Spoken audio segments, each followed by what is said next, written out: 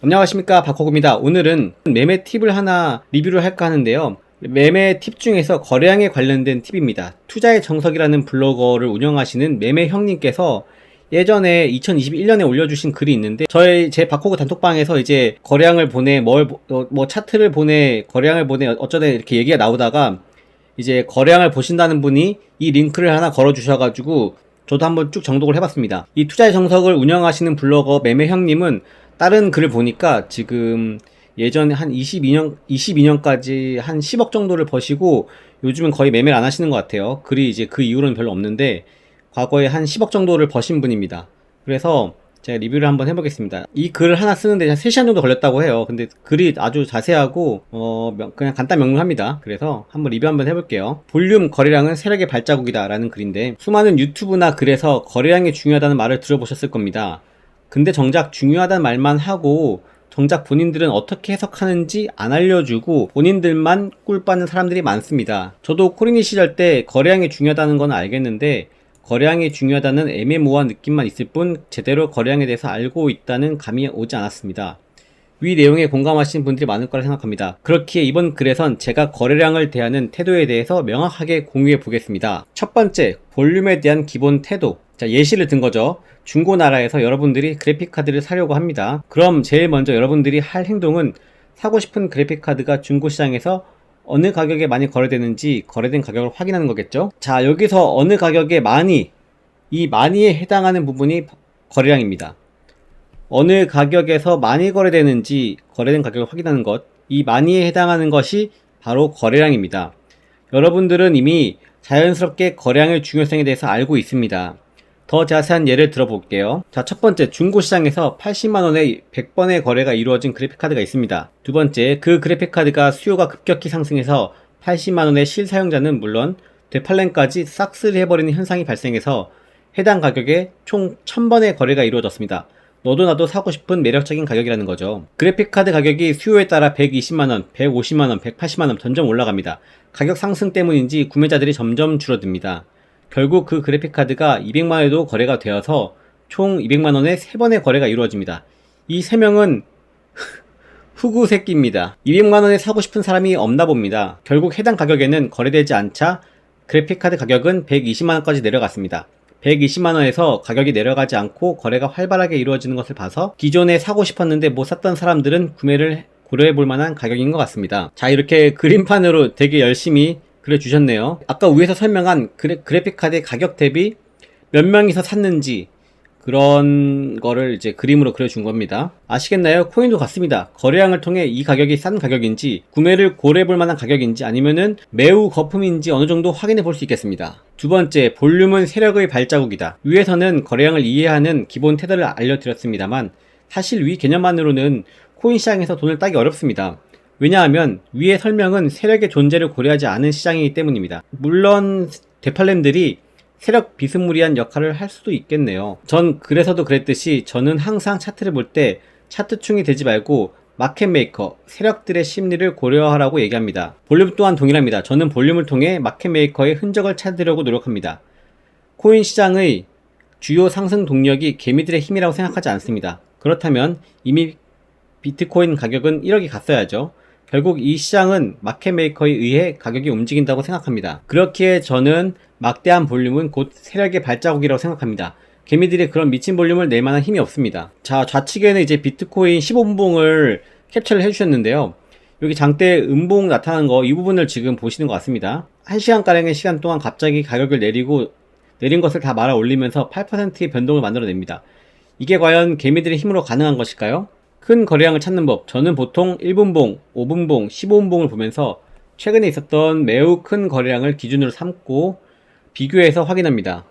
만약에 1분 안에 1000비트가 거래되었으면 그걸 기준으로 삼고 300비트면 거래량이 아직 터지지 않는 것, 1500비트면 매우 많이 터진 것, 이런 식으로 큰 거래량을 찾습니다.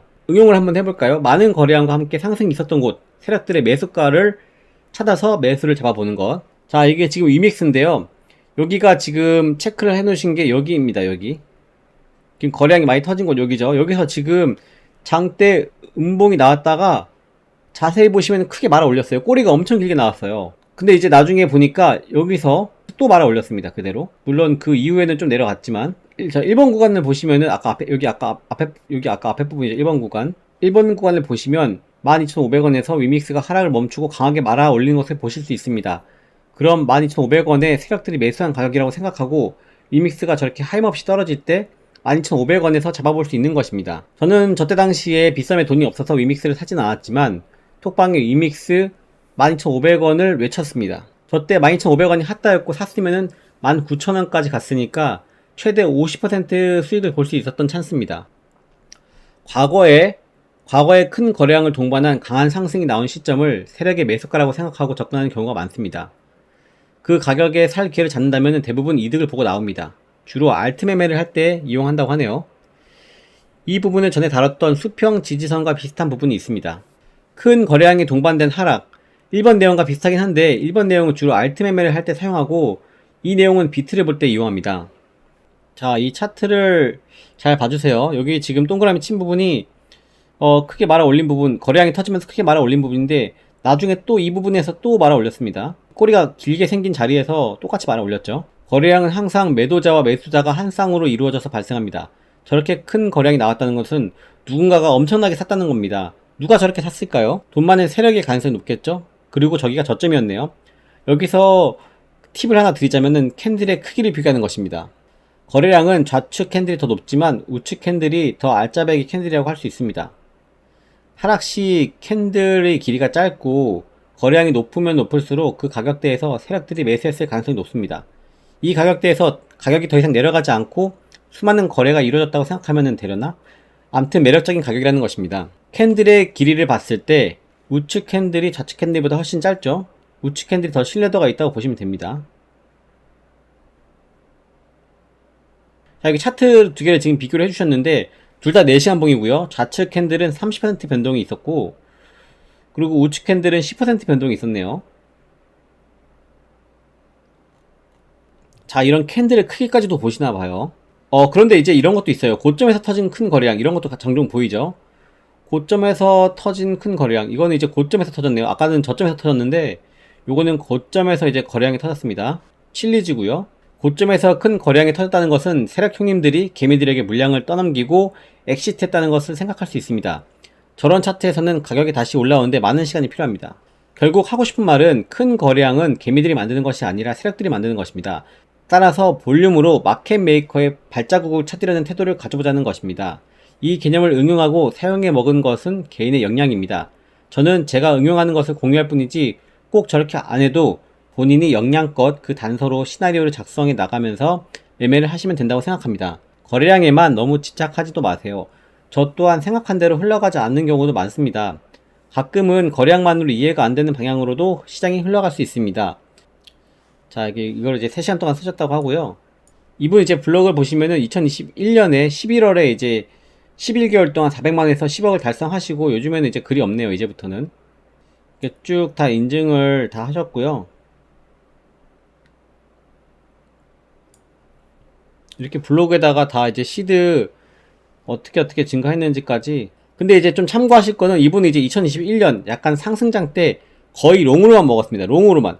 거의 현물에다가 그 다음에 이제 선물은 이제 선물도 거의 롱 포지션으로 다 먹은 그런 시점이고요. 그거는 좀 참고를 해주셨으면 좋겠어요. 자, 이상으로 오늘 투자의 정석이라는 그 블로거가 올려주신 그 거래량에 대해서 잠깐 이제 얘기를 했는데요. 거래량에 대해서 조금 애매하다, 거래량이 중요하다고만 알고 계시고 거래량을 어떻게 보는지 어떤 식으로 접근해야 될지 조금 애매하신 분들은 오늘 그 영상을 좀 보시고 제가 아래 링크에다가 이 블로그 링크도 걸어 놓을 테니까요. 블로그 추천도 남겨 놓을 테니까요. 그거 한번 보시고 한번 쭉 거래량에 대해서 공부를 해보시면 좋을 것 같습니다.